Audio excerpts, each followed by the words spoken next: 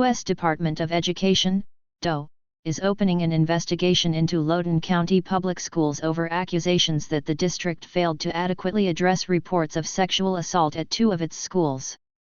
The probe comes after the department received a letter in January from the America First Legal Foundation, AFLF, regarding concerns that the Northern Virginia School District did not respond appropriately to students' claims of sexual assault as required by Title IX.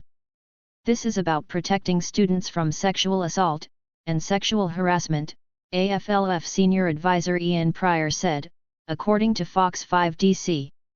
And it's important that the politics are taken out of this, and they do a thorough investigation to make sure that these problems are remedied. Pryor's daughters attended school in Loudoun County Public Schools before he moved them to a different school. The DOE's Office for Civil Rights will probe whether the district failed to respond as required by Title IX to 2 assaults, committed by the same student, in 2021. An LCPS father accused the district at a June 2021 school board meeting of covering up his daughter's sexual assault after a biological boy wearing a skirt raped her in the girls' bathroom in May of that year. The father, Scott Smith, claimed the district had attempted to cover up his daughter's assault to push its controversial transgender bathroom policy that had sparked parental protests at district school board meetings. The policy had not yet been implemented at the time of the assault.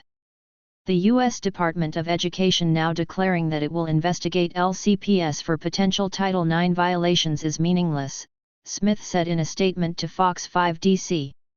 It's like the National School Board, who branded me a domestic terrorist, saying that they are going now to investigate the harm put upon my family. It's biased, and the only result that the USDO will come to is that Loudoun did everything right, in order to protect it from truth and reason. Smith's mention of the National School Board Association, NSBA, is in reference to a letter the organization wrote to the White House in September 2021 requesting federal assistance to deal with violence and threats from parents protesting at school board meetings across the country that the organization likened to a form of domestic terrorism and hate crimes. Attorney General Merrick Garland then issued a memo directing the FBI to address threats against school officials. The NSBA later apologized for the language used in its letter. You have to question why now, over a year later, that suddenly the federal government is interested in this problem, Smith's statement continued. Is it to root out wrongdoing, or is it actually to make an effort to protect the wrongdoer, the Loudoun County School Board, that adopted the harmful left-leaning policies that the federal government actively agrees with regarding the education of our children? Any investigation by the Federal Department of Education is an absolute farce, and any conclusions it may come to as completely untrustworthy. After the sexual assault in May, the suspect was transferred to different school in the district and assaulted another girl in October 2021. The suspect faced charges in both cases and was found guilty of the first sexual assault. A grand jury report released in December said the district was looking out for its own interests over the best interests of its students in its handling of the sexual assaults, emphasizing that LCPS failed at every juncture. The report said LCPS displayed a stunning lack of openness, transparency, and accountability, both to the public and to the special grand jury about its response to the sexual assaults.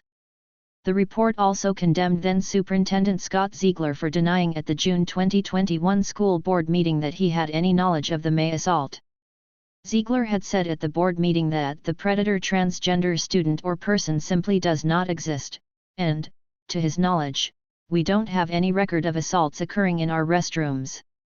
However, on the day of the assault on May 28, Ziegler informed school board members in an email that the assault had been reported.